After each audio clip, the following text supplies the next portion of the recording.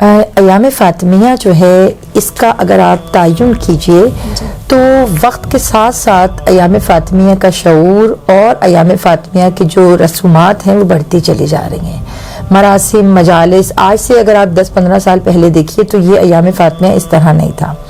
آیت اللہ بہجت فرماتے ہیں کہ جناب فاطمہ الزہرا سلام اللہ علیہا سر الہیہ ہیں، یعنی کہ اللہ کے رازوں میں سے ایک راز.